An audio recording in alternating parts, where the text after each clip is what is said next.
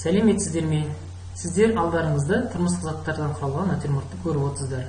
Натюрморттың заттарымен танысып өтейік. Алдымен бұл шәйнек, қоңыр жасыл және сарғыш түсті асқабақ, ағаш тақтай және алдыңғы жоспардағы қызыл бұрыш, кішкене ғана жеміс алқоры. Сонымен қатар 4 түрлі матаны ұсынып отырмыз. Бұл негізгі астардағы көк, аспан көк салқын түсті маталар және жоғарыдан төменге қарата жайылған жасыл, сары түсті жұмсақ маталарды көруге болады. Натюрморттың жалпы түстік гаммасы жұмсақ түстерден, яғни жылы түстерден құралған. Біздер бүгін жоба сурет фор-эскизді дайындайтын боламыз. Алдымен бізге қажетті құралдармен танысып өтейік. Бізге қажетті құрал кішкене ғана қағаз, А5 форматтағы қағазды аламыз. Және сонымен қатар жұмсақ белка немесе акварель бояуына арналған жұмсақ қылқаламдар, колонок немесе белка, қарапайым қарындаш, өшіргіш және көркем сурет гуашь бояуы, су құятын ыдыс және қағаз ұстағыш бояуларды араластыру үшін қажет. Фор-эскиз дегеніміз не? Яғни бұл натюрморттың дайындық жұмысы, натюрморттың түпнұсқа жұмысының алдындағы жоба суретті жасау, яғни шағын ғана этюд жұмысын орындауымыз керек.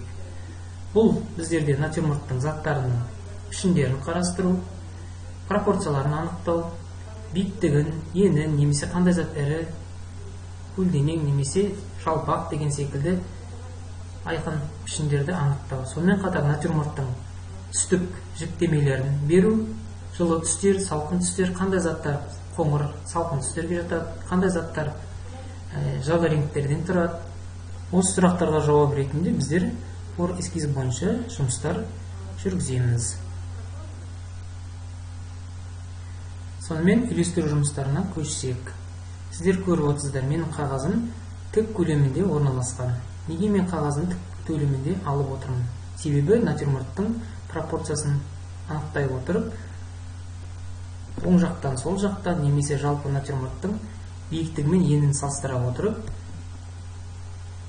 тұжырымдап қағазды дұрыс аламын. Яғни көлденең не тік болуын қадағалаймын. Себебі біздерде ағаш тақтай тік көлемінде орналасқандықтан оның енінен биіктігі ұзын болып саналады. Сонымен қатар үйлестіру жұмыстарын арада жалғастыра отырып, заттардың негізгі сызықтарын құрастырамыз. Жоғарыдан натюрморттың оң жақ төменгі нүктесінен және ағаш тақтайдың негізгі қырларын, асқабақтың шар тәріздес немесе овал тәріздес формасын, алдыңғы нүктедегі, төменгі нүктедегі алқорының орнын,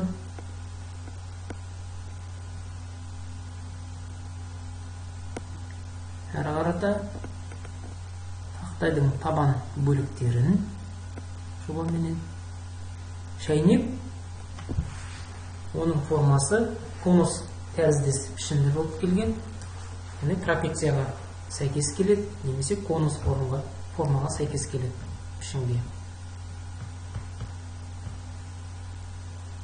Оның ұстағыш құлақтары бар, шүмегі, шүмектің жоғарғы нүктелерін,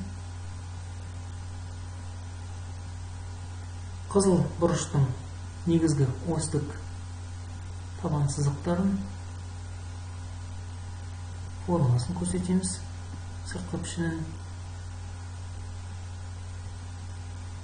Шәйнектің ұстағышы шамамен доғал пішіндес болып келген. Тақтайдың жоғарғы сызықтарын, яғни барлық заттардың пропорцияларын сақтай отырып, перспективалық заңдылықтарды ескереміз.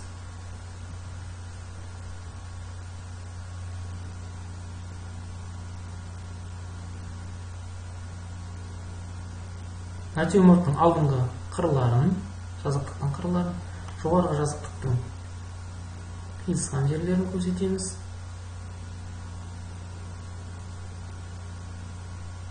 Мата жерықтарының негізгі түсу бағыттарын, матаның түсу бағыттарын сызамыз.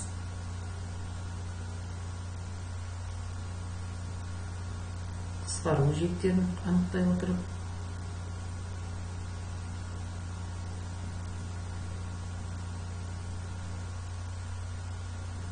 және біздер осылай үйлестіруден сызықты конструктивті құрылысына көшеміз. Яғни заттардың негізгі осьтік сызықтарын, эллипстерді, яғни төменгі эллипстер енді, жоғарғы эллипстер қысқа екенін көрсетіп, шайнектің шүмек формаларын, тақтайдың кішкене қиғаш бұрыш үйлескенін өлшей отырып, осьтік сызықтарын немесе қабырғаларының қиғаш сызықтарын сызамыз. Әзірге бұл жоба сурет, сондықтан нақты сызықтарды, нақты пропорциялар тек қана үлкен форматта ғана көрсетеміз. Бізге тек қажетті қазір негізгі түстер, негізгі заттардың пішіндерін, яғни пропорцияларын орналасуын анықтау. Түспе көлеңкелерді көрсетеміз. Сонымен үйлестіру жұмысын, яғни сызықты конструктивті құрылысын аяқтадық деп айтуға болады. Яғни заттардың пішіндерін қарастырдық, пропорцияларды қарастырдық, енді түспен жұмыс жасауға дайындаламыз. Түспен жұмыс жасау кезеңінде алдымен бояуларды таңдай отырып, натюрморттағы ірі зат, көлемді зат бұл жасыл шәйнек екенін көріп отырмыз. Жасыл шәйнектің негізгі түстік бояуларын алып, түстерді араластыра отырып, мұқият қоңыр, кішкене қара түстен, көк түстен және жасыл түстен араластыра отырып, шәйнектің негізгі бетіндегі дақтарды бастап жазамыз. Яғни меншікті көлеңкеден бастаймыз.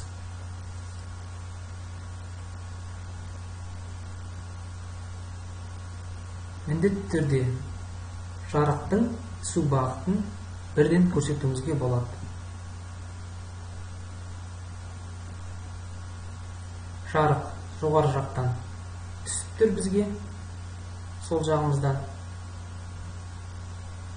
Көлеңкелер оң жаққа бағытталған, түспе көлеңкелер, және әр заттың меншікті көлеңкелері оң жақ бөліктен үйлеседі.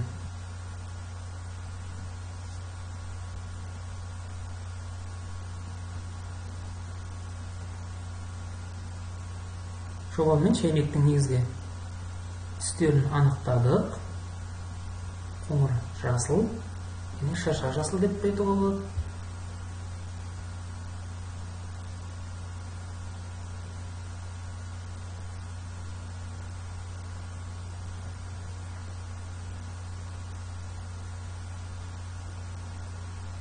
Ұсақ жерлерді қылқаламның ұштарымен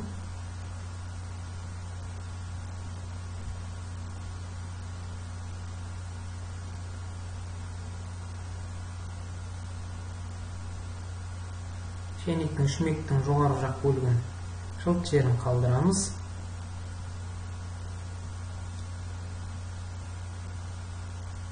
Үлкен дақтарды жыға отырып, алқорынның негізгі қоңыр, көк, күлгін, кішкене қара дақты қоса отырып, бояуларды араластырып, алқорынның негізгі түстік дақтарын көрсетеміз. Яғни формаға байланысты қылқаламның ұшымен нәзік етіп жағамыз.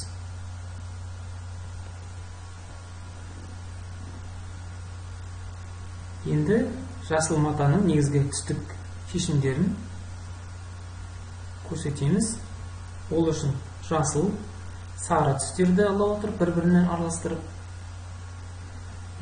жарық, ашық шөптің түстерін ала отырып, ұстап-ұстап жұмыс жасай, негізгі көлеңке тұстарынан жағып бастаймыз.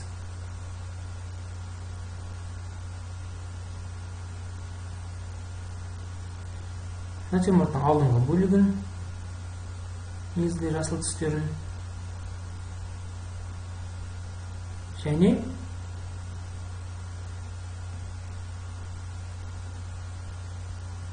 жасылды кішкене жұмсақтатып, яғни сары түстерді беру арқылы жарықты жоғарыдан көрсетіп бояймыз. Кей жерде салқын түстер болуы мүмкін. Ондай жағдайда көк түсті қоса отырып, бұл кескіндеме екенін ұмытпауымыз керек. Түстерді іздеуіміз қажет. Сондықтан міндетті түрде ұстап-ұстаппен жұмыс жасаймыз, іздеу арқылы. Ақ бояуды ала отырып қосып, көкпенен, яғни гуаш бояуында ақ бояу негізгі араластырушы құрал болып саналады.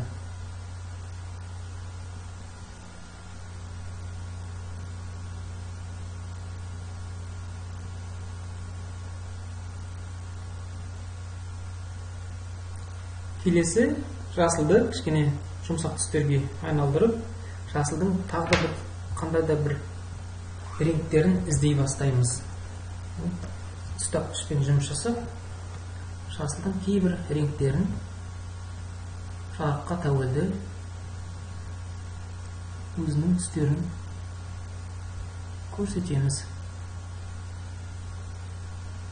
Тым жарық болып кеткен жағдайда сәл ахроматикалық қара түстерден қолдану арқылы көлеңкеге жерден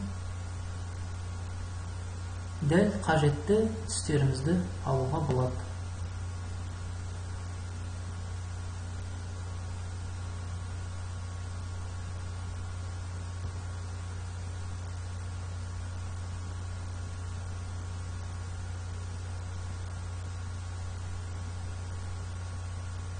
Төменгі жақта матамыздың жиырықтары түскен бөлігі жарық болып есептеледі.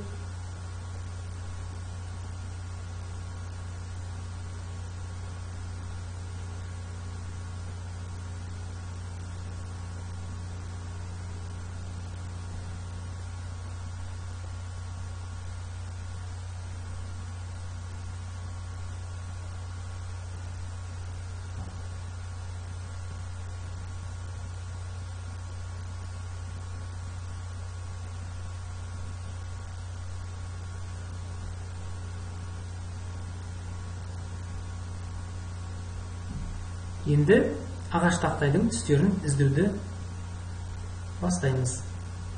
Қоңыр қызыл, охра, ақ түстерден аластыра отырып, тақтайдың негізгі дақтарын, түстік дақтарын жағамыз. Төменгі бөліктен, жоғарғы бөліктің негізгі көлеңке жерлерінен, яғни қоңыр енішті көлеңкелерінен көрсетеміз.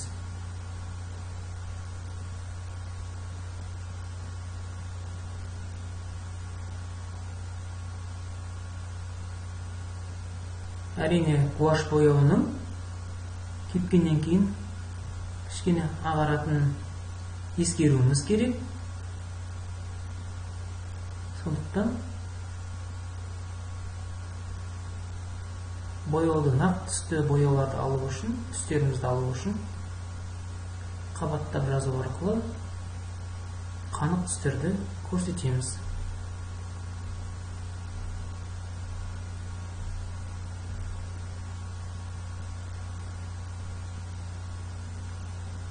Тақтайдың орта бөліктері кішкене жарық,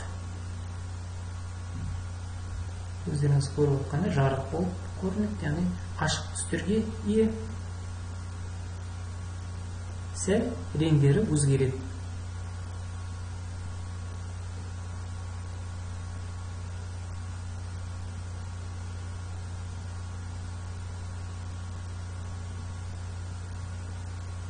Қылқаламның ұштарымен мұқият жабу арқылы жұмыс жүргіземіз.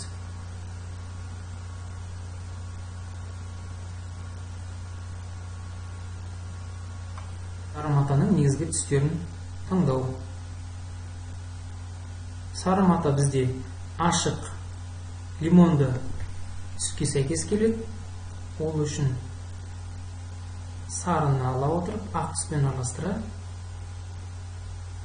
төменгі жазықтықтың, яғни жарық бөлікті негізгі түстерін жағып көрсетеміз. Ал тік қабырғаның сары матасы бұл сәл реңдері өзгереді. Яғни қоңыр қосу арқылы сарының түстерін күшейтеміз.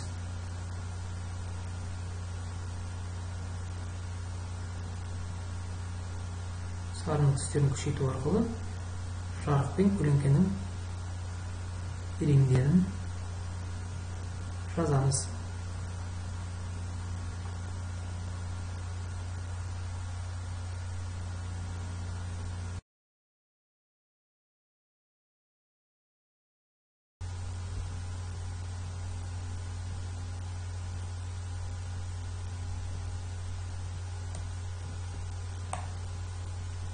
Асқабақтың негізгі түстерін қызғылт сары, сары,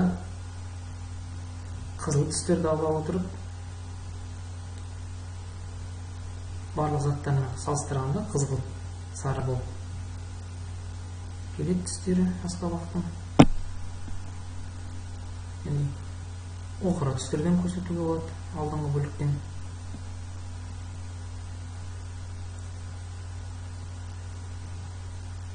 Және асқабақтың бетінде жұмсақ шылт бар екен көруге бар. Әзірге бояп қоя тұрып, кейін ақ бояудың көмегімен шылт жерде көрсетеміз.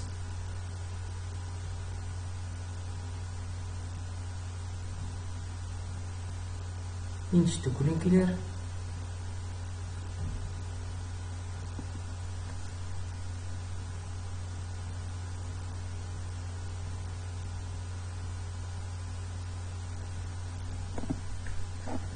қызыл бұрыштың негізгі түстері қоңыр күрең қызыл, ал қызыл түстерде кездесек бетінде және қан қызыл түстерде көруге болады.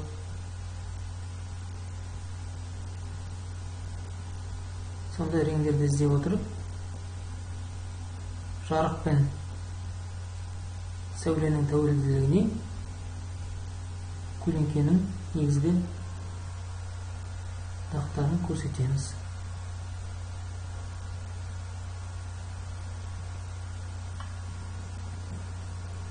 Және жылт жерлерді де белгілеп қоямыз.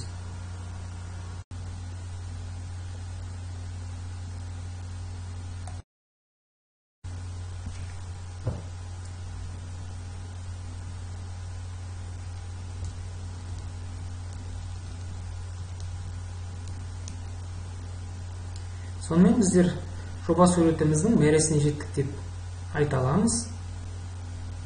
Натюрморт заттарының негізгі түстерін таптық, жалпы түстік реңдерін іздедік, әрбір заттың жарық көлеңкесін қарастырдық, алдыңғы жоспар, артқы жоспарды белгіледік. Дәл осындай жұмысты сіздерде де орындады деп сенемін. Бүгінге берген сабақтың тапсырмасы орындалды деп айтуымызға болады. Келесі кездескенше сау болыңыздар.